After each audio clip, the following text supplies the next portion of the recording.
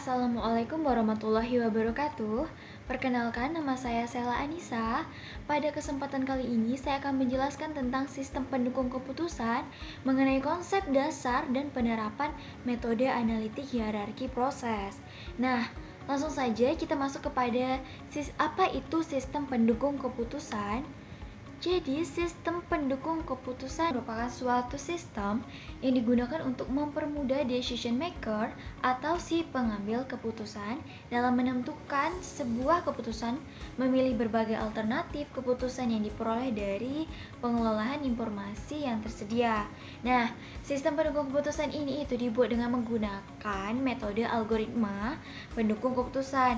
Salah satu metodenya itu merupakan metode analitik hierarki proses ini. Dan dalam pembuatan sistem pendukung keputusan ini, kita harus bisa mencapai tujuan dari sistem pendukung keputusan ini. Dan 3 tujuan yang harus dicapai dari sistem ini adalah: yang pertama, sistem harus dapat membantu manajer dalam membuat keputusan guna memecahkan masalah semi terstruktur dan tidak terstruktur. Nah, yang kedua, sistem ini harus dapat mendukung manajer dan bukan mencoba menggantikan posisi dari si manajer tersebut. Dan yang ketiga, sistem ini harus dapat meningkatkan efektivitas pengambilan keputusan manajer. Nah, jadi setelah yang dikatakan tadi bahwa sistem pendukung keputusan ini di dalamnya terdapat beberapa metode atau algoritma, dan salah satunya itu adalah AHP. Langsung saja kita masuk ke apa sih AHP itu. Jadi, analitik hierarki proses atau AHP adalah sebuah metode atau teknik pengambilan keputusan secara sistematis atas persoalan yang kompleks. Kompleks di sini berarti bahwa kriteria dari suatu masalah yang begitu banyak atau ketidakpastian pendapat dari pengambilan keputusan yang lebih dari satu orang, dan juga ketidakakuratan data yang tersedia. Dan tujuan dari metode analitik hierarki proses ini adalah untuk mendapatkan prioritas keputusan atau hasil perankingan dari pendukung keputusan tersebut. Dan metode ini dikembangkan oleh Thomas L. Saati pada tahun 70-an. Dari metode analitik hierarki proses ini, model keputusan digunakan untuk menguraikan masalah yang kompleks menjadi suatu hierarki. Nah, hierarki itu adalah representasi suatu permasalahan dalam suatu struktur multilevel, di mana level yang pertama itu adalah tujuan, level kedua itu adalah kriteria atau subkriterianya, dan level yang terakhir yaitu berupa alternatifnya. Selanjutnya yaitu adalah tahapan dari analitik hierarki proses. Tahapan yang pertama yaitu mengidentifikasi masalah dan menentukan solusi dari permasalahan yang tersebut. Ini yang kedua yaitu membuat struktur hierarki yang diawali dengan tujuan, lalu dilanjutkan dengan kriteria, dan yang terakhir yaitu berupa alternatif. Dan yang ketiga yaitu membuat matriks perbandingan berpasangan. Jadi perbandingan berpasangan ini menggambarkan kontribusi relatif atau pengaruh setiap elemen terhadap masing-masing tujuan atau kriteria. Nah, perbandingan ini dilakukan berdasarkan pilihan dari pembuat keputusan dengan cara menilai tingkat-tingkat kepentingan suatu elemen terhadap elemen lainnya. Dan yang keempat yaitu menghitung nilai eigenvektor. Nah, nilai eigenvektor yang dimaksud adalah nilai eigenvektor maksimum yang diperoleh dengan menggunakan MATLAB maupun dengan cara manual. Nah, yang terakhir yaitu menguji konsistensi hierarki. Jadi, ketika kita menguji konsistensi hierarki, itu terdapat nilai konsistensi rasio. Nah, konsistensi rasio ini nilainya harus kurang lebih 1. Kenapa? Karena jika nilainya yang didapatkan itu lebih besar dari nilai 1 berarti perhitungan yang telah kita lakukan itu terdapat kesalahan dan harus diperbaiki kembali atau diulangin kembali perhitungannya. Pada tahapan yang ketiga yaitu membuat matriks perbandingan berpasangan, itu harus didasari oleh tingkat kepentingan. Nah, di sini tingkat kepentingannya itu bernilai 1, 3, 5, 7, 9 dan 2, 4, 6, 8. Di mana 1 itu berarti bahwa kedua elemen ini memiliki tingkat kepentingan yang sama. Dan yang nomor 3 itu adalah berarti bahwa elemen yang satu sedikit lebih penting. Nilai kelima yaitu berarti bahwa elemen yang satu lebih penting daripada elemen lainnya. Nilai 7 berarti bahwa satu elemen jelas lebih penting daripada elemen lainnya. Dan nilai 9 yaitu berarti satu elemen mutlak lebih penting daripada elemen lainnya. Dan jika nilai 2, 4, 6, 8 itu berarti bahwa nilai-nilai antara dua nilai pertimbangan yang berdekatan, misalnya 1 dan 3 nilainya yang diambil itu ada 2, berarti nilai pertimbangan atau kedua elemen yang sama penting, dan bisa juga elemen yang satu sedikit lebih penting tuh, dan juga kebalikannya. Nah, pada tahapan yang kelima, menguji konsistensi hierarki itu harus didasari pada rumus-rumus berikut. Jadi yang pertama itu adalah menghitung weighted sum vektornya. Nah, dimana rumusnya itu adalah WSV sama dengan A kali W. Nah, setelah didapatkan nilai dari WSV, selanjutnya mencari nilai konsistensi vektor. Dimana rumusnya konsistensi vektor sama dengan nilai dari WSV dibagi dengan W, dimana W ini adalah nilai eigennya. Setelah didapatkan nilai konsistensi vektor, maka dicari lagi nilai lambda, dimana rumusnya yaitu konsistensi vektor dibagi dengan N. N ini adalah elemennya atau kriteria. Nah, setelah didapatkan baru kita cari konsistensi indeks, dimana rumusnya lambda dikurang elemen dibagi elemen dikurang 1. Setelah didapatkan, maka langkah terakhir yaitu mencari nilai konsistensi rasionya, dimana rumusnya adalah CI dibagi dengan RI. Nah, RI ini adalah nilai random index dari 1 sampai 15. Jadi contohnya itu di sini saya memberikan 5 kriteria atau elemen. Jadi nilainya berarti kita ambil adalah 5. Dan nilai RIR-nya sama dengan 1,12. Jadi jika CI-nya segini, jika CI-nya contohnya 2, ini dibagi dengan 1,12. Seperti itu.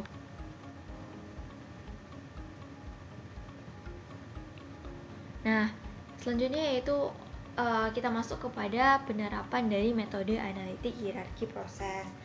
Di sini saya memberikan contoh yaitu sebuah perusahaan ingin membuat suatu gedung, dan tentunya harus didasari oleh lokasi terbaik yang mana sih yang bagus untuk dibangun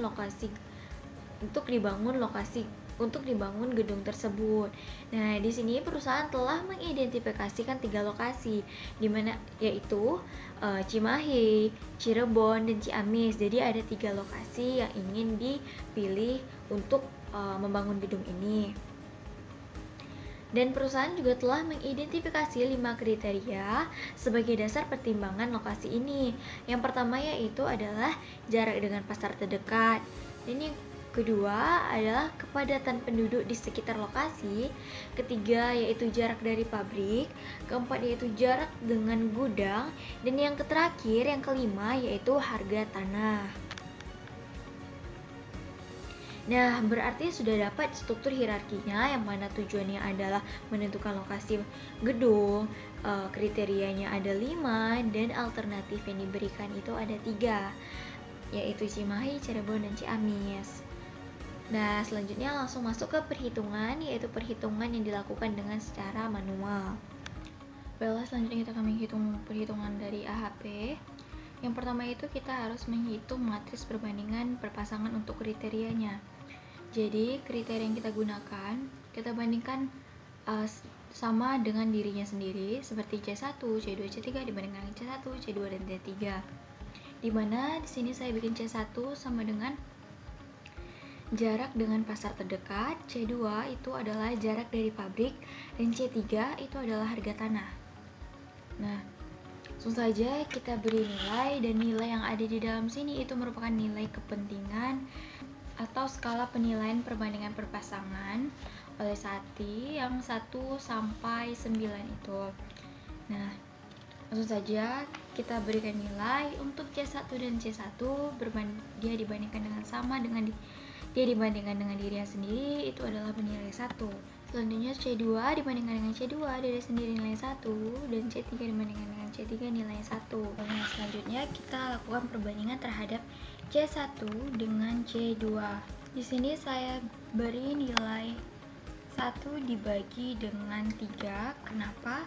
Karena C2 jarak dari pabrik ini lebih penting daripada jarak dengan pasar terdekat. Dan otomatis berarti untuk C2 dan C1 nya C2 untuk itu otomatis pada C1 pada perbandingan C2 dengan C1 bikin 3 diberi nilai 3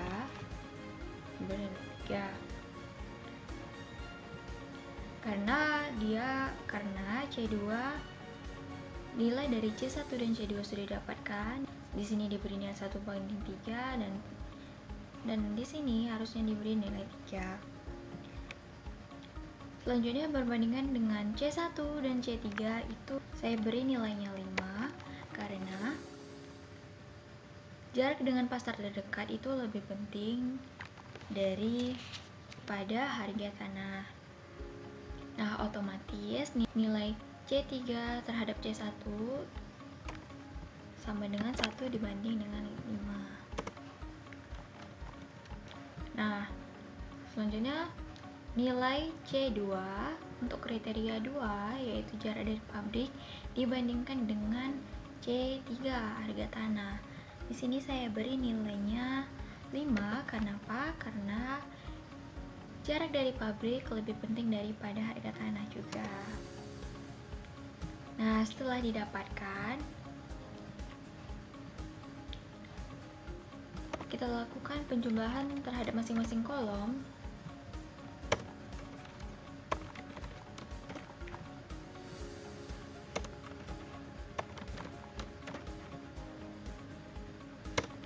Nah, setelah didapatkan, baru kita lakukan normalisasi. Kita copy saja. Nah, normalisasi itu didapatkan dari pembagian antara baris per kolomnya, masing-masing baris per jumlah kolomnya. Jadi contohnya di sini satu untuk kolom C1, untuk baris C1 pada kolom C1 dibagi dengan jumlah kolom C1. Selanjutnya baris kedua untuk C2 pada kolom 1 dibagi dengan jumlah kolom C1. Seterusnya begitu pada kolom C3 untuk baris ketiga dibagi dengan jumlah kolom pertama. Yang kedua juga baris kedua untuk C1 dibagi dengan jumlah kolom C2. Seterusnya begitu. Oh maaf, di sini saya nggak bikin nilai penggalan. Di sini otomatis nilainya adalah 1 dibagi dengan 5 karena C3 dibanding C2. Berarti otomatis C2 dibanding C3 sama 5. Berarti 1 bagi 5. Oke, sudah selesai. Sini juga 1 dibagi dengan 5. Nah, selanjutnya dilanjutkan lagi. 0,2 dibagi 1,5. Nah, lanjutkan lagi 5 dibagi dengan 11, 5 dibagi dengan 11, 1 dibagi dengan 12. Nah, setelah didapatkan ini normalisasi, dilakukan penjumlahan terhadap barisnya. Gunanya untuk menghitung nilai eigennya nanti.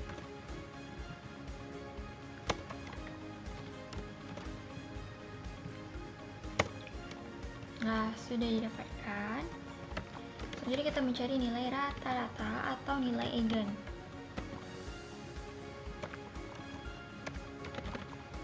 Atau nilai eigen.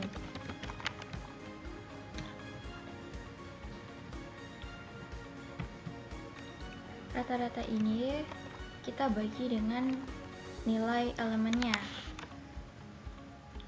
atau kriteria. Jadi di sini nilai yang saya pakai itu adalah 3 dibagi dengan 3.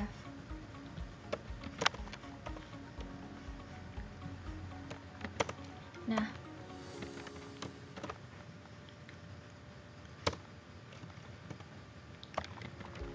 nilai hasil perhitungan ini atau normalisasi ini harus 1. Kenapa? Kalau misalnya tidak 1, berarti ada kesalahan. Dan juga nilai eigen kita harus hitung juga. Nah, nilainya juga 1. Nah, sudah didapatkan nilai dari masing-masing kriteria. Selanjutnya kita akan mencari bobot atau nilai WSV-nya. Untuk bobot atau WSV ini didapatkan dari perkalian matriks dari C1 baris per kolom dari eigen. Selanjutnya kita akan mencari nilai alternatifnya lagi. Jadi kita masukin saja langsung. Untuk kriteria pertama C1, alternatifnya adalah Cimahi, Cianjur, Ciamis. Langkahnya juga sama, kita akan melakukan perbandingan berpasangan antara kriteria dan alternatif dan diberi nilai berdasarkan skala kepentingan. Langsung saja sini dia akan membandingkan sama dirinya sendiri, nilainya 1. Dan untuk Cimahi dibandingkan dengan Cianjur pada kriteria jarak dengan pasar. Kita jarak dengan pasar terdekat. Untuk lokasi Cimahi dengan Cianjur itu lebih dekat yang mana pasarnya, seperti itu. Nah, di sini saya bikin 1 dibanding 5. Kenapa? Karena Cianjur itu lebih penting daripada Cimahi. Nah, selanjutnya Cimahi dengan Ciamis itu saya beri nilai 1 dibanding 7 karena Ciamis lebih penting dari Cimahi. Nah, setelah didapatkan, otomatis nilai Cianjur dan Cimahi karena sudah didapatkan 0,2, di sini berarti nilainya adalah 5. Nah, di sini Cimahi dan Ciamis untuk jarak terdekatnya saya lebih milih Cianjur karena dia dekat dengan pasar daripada lokasi dari Ciamis ini tersendiri. Saya beri nilai 5. Otomatis di sini adalah 1 dibagi dengan 5. Setelah didapatkan, maka langkah selanjutnya kita lakukan penjumlahan terhadap masing-masing kolom seperti yang di atas tadi. Nah, setelah didapatkan, kita lakukan normalisasi kembali. Caranya sama, yaitu kita bagi baris per jumlah kolomnya. Jadi 1 dibagi dengan 13, 5 dibagi dengan 13, 7 dibagi dengan 13. Nah, setelah didapatkan kita lakukan penjumlahan jumlah. Kita hitung jumlahnya per masing-masing baris. Nah, selanjutnya kita mencari rata-rata atau nilai eigen. Caranya adalah dibagi dengan nilai elemen.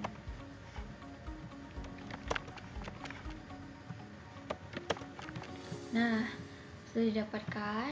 Untuk matriks perbandingan kriteria antara alternatif, didapatkan bobotnya adalah seperti ini. Selanjutnya kita cari untuk kriteria antara alternatif yang kedua. Nah, kita beri nilai 1, 1, dan 1. Untuk Cimahi dan Cianjur diberi nilai 3 karena dari Cianjur, berarti jarak dari pabrik untuk Cimahi ini sedikit lebih penting dari Cianjur. Dan untuk Cimahi dan Ciamis itu saya beri nilai 1 dibanding 7 karena Cimahi lebih unggul daripada Cimahi. Nah, otomatis di sini 1 dibagi dengan 3 dan di sini adalah nilainya 7. Dan untuk Cianjur dibandingkan dengan Ciamis, saya beri nilainya 5 karena Cianjur lebih penting daripada Ciamis. Otomatis di sini adalah 1 dibandingkan 5. Nah, lakukan dengan yang sama, menghitung normalisasi. Terlebih dahulu kita hitung jumlah per kolomnya. Lakukan normalisasi 1 dibagi dengan jumlah kolom.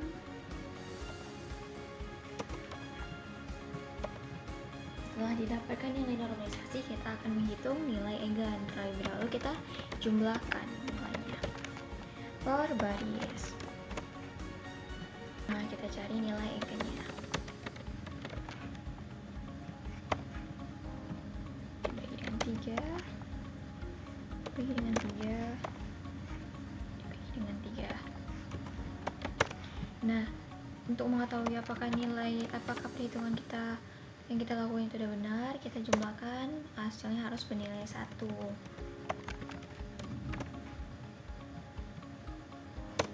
Oke. Nah, selanjutnya kita akan menghitung untuk kriteria ketiga terhadap alternatif. Nah, setelah itu lakukan perbandingan 1, 1, dan 1. Nah, untuk Cimahi dan Ciamis, C3 itu adalah harga tanah.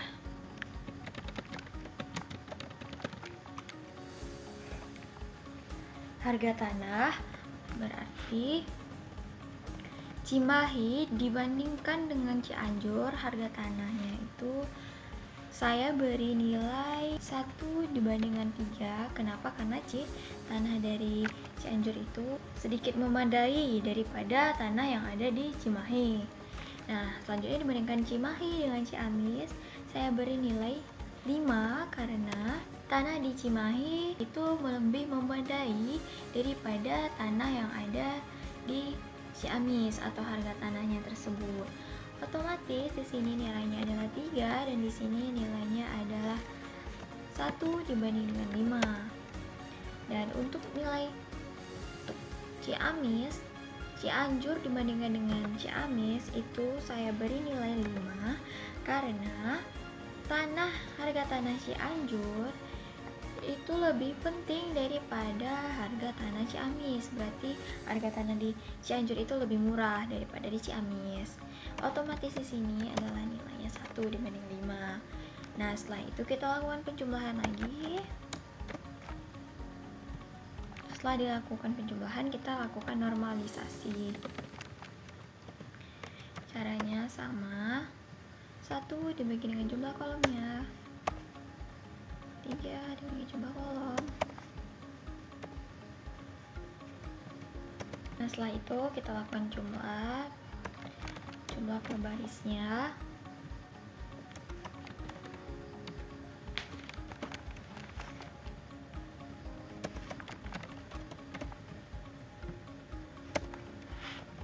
Dan kita hitung nilai eigen untuk alternatif pada kriteria ketiga. Dibagi dengan 3 dibagi dengan 3 dibagi dengan 3. Nah, kita hitung jumlahnya, apakah dia bernilai 1? Ya, dia bernilai 1. Nah, akhirnya setelah semua dilakukan perhitungan, kita akan mendapatkan nilai eigen dari kriteria dan alternatif. Selanjutnya kita akan menghitung untuk menentukan hasil keputusan akhirnya dari metode AHP ini. Dari matriks perbandingan berpasangan yang telah dilakukan, langkahnya itu adalah kita gabungkan untuk C1, alternatif C1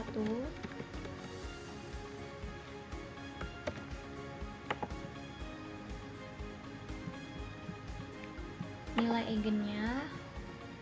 Selanjutnya nilai dari matriks perbandingan berpasangan antara alternatif dan kriteria C2, nilai eigennya kita pindahin. Dan untuk C3 pindahin.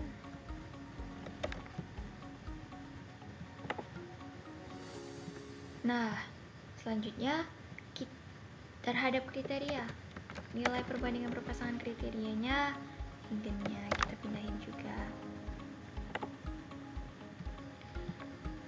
Nah, untuk menentukan hasilnya ini kita lakukan perkalian matriks. Caranya yaitu perankingan. Caranya gampang, kita kalikan baris per kolomnya.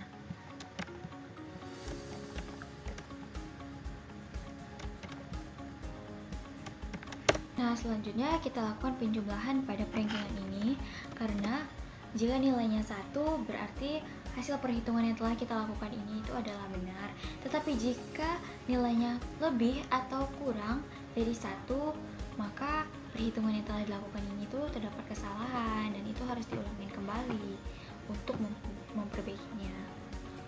Nah, sebenarnya kita hitung apakah nilai 1, ya jadi nilainya adalah 1, berarti hitungan itu benar. Nah setelah itu langkah akhirnya menentukan hasil akhirnya yaitu dengan melihat dari perankingan ini nilai yang tinggi itu adalah apa gitu. Jadi di sini nilai yang paling tinggi itu adalah 0,46, berarti nilai yang paling tinggi ini adalah Cianjur. Nah, setelah didapatkan nilai perankingan, perhitungan cukup sampai di sini saja untuk perhitungan metode analitik hierarki proses. Nah, perlu kita perhatikan bahwa analitik hierarki proses ini itu harus mencari nilai eigen masing-masing perbandingan berpasangan kriteria maupun perbandingan berpasangan antara kriteria dan alternatifnya. Seperti itu. Nah, sekian penjelasan mengenai metode analitik hierarki proses dan penerapannya. Mohon maaf bila ada kesalahan dan kekurangan. Semoga bermanfaat bagi kita semua. Saya sudahi. Assalamualaikum warahmatullahi wabarakatuh.